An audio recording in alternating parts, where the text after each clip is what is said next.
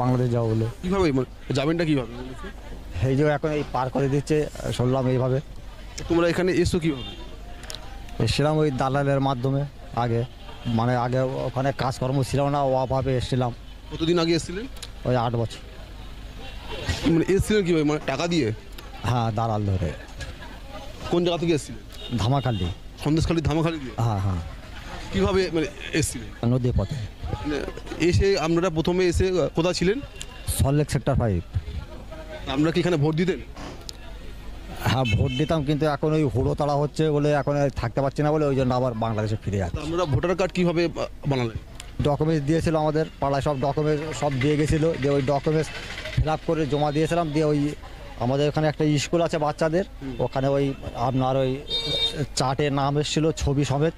দিয়ে ওই চার্ট ডেকে ভোটার কার্ডটা ওই। কোন দলের লোকেরা গিয়েছিল আমাদের কাছে? আমাদের টিএমসির। হ্যাঁ, টিএমসির দলে।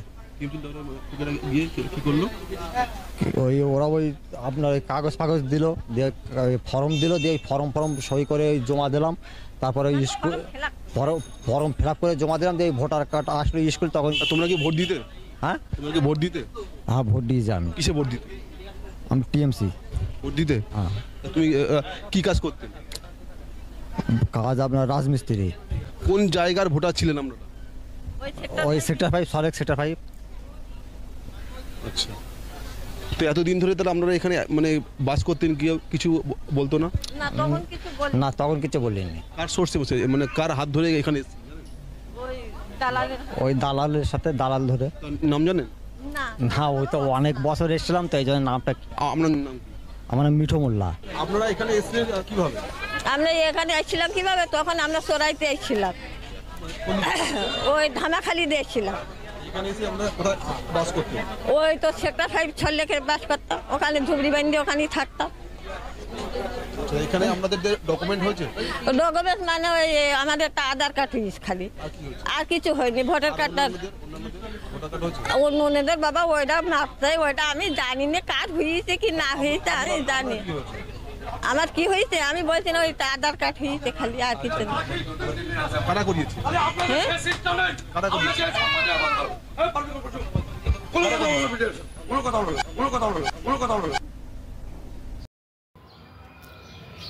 নমস্কার দর্শক, আপনারা দেখলেন বা এই ধরনের ভিডিও আমি আগেও আপনাদেরকে দেখিয়েছি যে কেমন করে এসআইআর শুরু হতেই আমাদের হাকিমপুর বর্ডার লাগোয়া সেখানে মানুষজন জড়ো হচ্ছেন এবং তারা ক্যামেরার সামনেও বলছেন শুধু বর্ডার টপকানোর বাকি,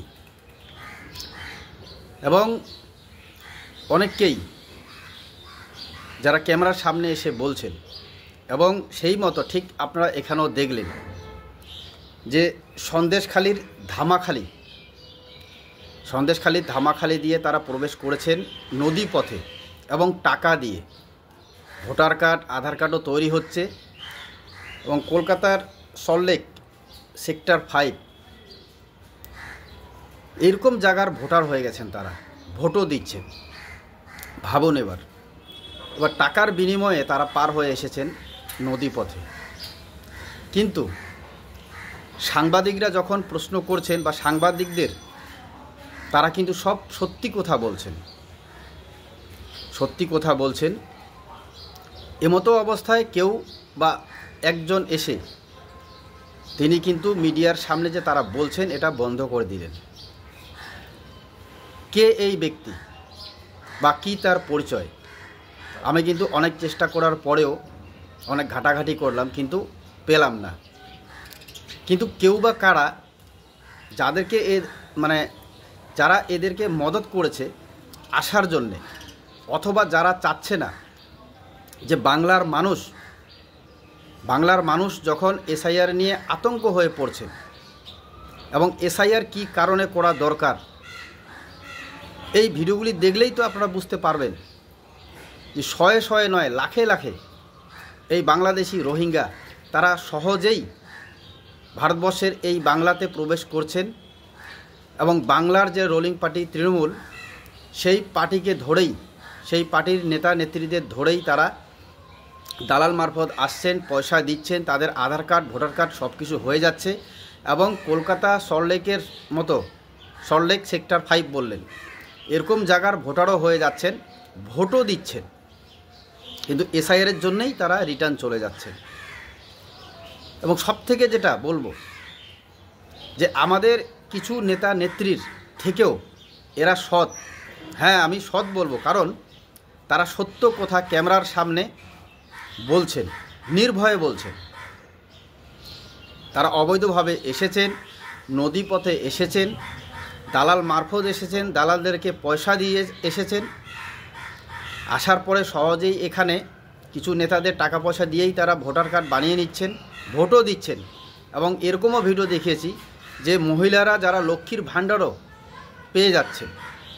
এজন্যই এদেরকে সৎ বললাম যে কমপক্ষে এরা সত্য কথাটুকু তো বাংলার যাতে মানুষ, ভারতবর্ষের মানুষ জানতে পারেন, যার জন্য সত্য কথাটা নির্ভীকভাবে ক্যামেরার সামনে বলছেন। কিন্তু আমাদের পশ্চিম বাংলার কিছু মানুষ বা কিছু নেতা নেত্রী, যেমন দেখলেন এখানে ক্যামেরার সামনে এসেই তিনি কিন্তু ক্যামেরার বাইরে, যেমন ওনাকে যাতে চেনা না যায়, দাপটের সহিত ওনার গলা একটু শোনা গেল, দাপটের সহিত বলছেন কোনো সাংবাদিককে কোনো উত্তর দেবেন না, ক্যামেরা বন্ধ করুন। কে এই ব্যক্তি? আপনারা যদি কেউ চিনে থাকেন বা সোশ্যাল মিডিয়ার মাধ্যমে এই ভিডিও আপনাদের কাছে যায়, তো আপনারা অবশ্যই কমেন্টে জানাবেন কে এই ব্যক্তি। এবার ভাবুন, যেখানে এসআইআর নিয়ে এত বিরোধিতা হচ্ছে, এসআইআর নিয়ে এত বিরোধিতা হচ্ছে এবং প্রতিনিয়ত আমরা এসআইআর লাগুর 3-4 মাস আগের থেকে দেখছি আমাদের বাংলার অনেক বুদ্ধিজীবী বলছেন কাগজ দেখাবো না, আমাদের মুখ্যমন্ত্রী তীব্র ভাষায় এসআইআরের বিরোধিতা করে যাচ্ছেন। এখনও বলবো, এখনও হচ্ছে, কিন্তু তারপরেও সোশ্যাল মিডিয়ায় এই সমস্ত ভিডিও ভাইরাল। এবং আমি এর আগেও 2-1টা ভিডিও দিয়েছি, এখনও কিছু কিছু এরকম ধরনের ভিডিও যেগুলি ভাইরাল হচ্ছে, যারা সৎভাবে বলছেন সেই সমস্ত ভিডিও, টুকরা টুকরা ভিডিও নিয়ে আমি আপনাদের সম্মুখে দেখানোর চেষ্টা করছি। কারণ শুধু একটাই, যাতে আমরা বাংলার মানুষ এসআইআর নিয়ে আতঙ্কিত না হই। কারণ এসআইআরে সহজ ভাষায় বলা আছে 2002 সালের যদি ভোটার লিস্টে আপনার নাম থেকে থাকে বা আপনার অভিভাবকদের নাম থেকে থাকে তাহলেই আর কোনো চিন্তা নেই। কিন্তু যত বেশি এই মানুষ রোহিঙ্গা বাংলাদেশি যারা ঘুরে চলে যাচ্ছেন, তাদের বক্তব্য একটাই শুনবেন যে 2002 সালে বর্তমান ভোটার কার্ড আছেন, কিন্তু যেহেতু তারা বাংলাদেশি, যার জন্য 2002 সালের ভোটার তালিকায় তাদের কোনো পূর্বপুরুষের বা তাদের নাম পাওয়া যাচ্ছে না। এই ভয়েই কিন্তু বেশি সংখ্যক রোহিঙ্গা বাংলাদেশি তারা কিন্তু রিটার্ন চলে যাচ্ছেন। কিন্তু যাওয়ার আগে আমি বলবো, বাংলার জনসাধারণের জন্য কি সুন্দর মেসেজ দিয়ে যাচ্ছেন। কি মেসেজ? আসার সময় টাকা দিয়ে নদী পার হয়ে আসছেন, তারা দালালদের পয়সাও দিচ্ছেন এবং পশ্চিমবাংলায় আসার পরে সহজেই কেউ টাকা পয়সা দিচ্ছেন, কাউকে বা এমনিতেই ভোটের জন্য, যেহেতু ভোটটা নিতে হবে, ভোটার কার্ড বানিয়ে দিচ্ছেন আমাদের শাসক দলের কিছু নেতাকর্মীরা, এবং তারা ভোট দিচ্ছেন। মায়েরা বাংলাদেশ থেকে এসে তারা এখানে কাজও করছেন, আবার লক্ষ্মীর ভাণ্ডারও পাচ্ছেন। ভাবুন কতটা ভয়ঙ্কর চিত্র। যদি বাইরের থেকে আসা মানুষ, বাইরের দেশ থেকে আসা মানুষ আমাদের পশ্চিমবাংলায় তথা ভারতবর্ষে আসেন এবং বাংলায় বিশেষ করে বসবাস করে ভোটার কার্ড বানিয়ে যদি সেই ভোট অধিকার তিনি পেয়ে যান,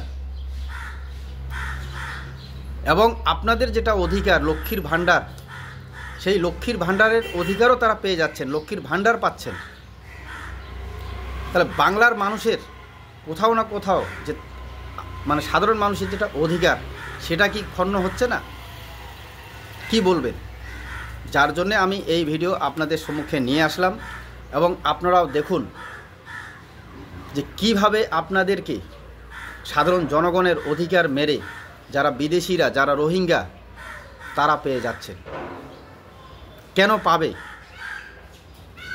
আপনারা যারা এই প্রতিবেদন দেখছেন তারা নিজেকে জিজ্ঞাসা করবেন বা নিজেদের এলাকার কিছু নেতা নেত্রীদের জিজ্ঞাসা করবেন এই সমস্ত ভিডিও দেখিয়ে কেন পাবেন? যদি আপনার হয়ে, আপনার ভোট অধিকার হয়ে যদি তারা ভোট দিতে পারেন, এই কারণেই আমি আগেও বলছি যে আমাদের পশ্চিমবাংলায় এত দুর্নীতি, স্বাস্থ্য, শিক্ষা, চাকরিতে, তারপরও এত মানুষ প্রতিবাদ করছেন, অনায়াসে তাও রোলিং পার্টি জিতে যাচ্ছেন। কেন? কারণ কোথাও এই রোহিঙ্গারা না তো, কারণ তারা সহজেই ভোট দিচ্ছেন এই সরকারকে। কারণ একটাই, তারা সহজেই আসতেছেন, এখানে বসবাস করছেন, এখানকার সরকারি যে সুযোগ সুবিধা সেগুলি ভোগ করছেন, যার ফলে তারা এই সরকারকেই ভোট দেবে। কোথায় দুর্নীতি হলো, কোথায় চুরি হলো, এগুলো নিয়ে তাদের কোনো মাথা ব্যথা থাকার কথা নয়। কারণ যেমন এসআইআরের আতঙ্কে তারা চলে যাচ্ছেন, এটাই প্রমাণ যে অন্যের হাড়িতে গিয়ে কেউ যদি খায়, সেই হাড়িতে কি হচ্ছে তার দেখার কোনো দায়িত্ব বা কর্তব্য থাকে না। তিনি মেহমানের মতো আসছেন, শুধু থাকা খাওয়াটা ভালো পেলেই হয়ে গেল। এ কারণেই বলছি, আপনারা সজাগ থাকবেন, সচেতন থাকবেন।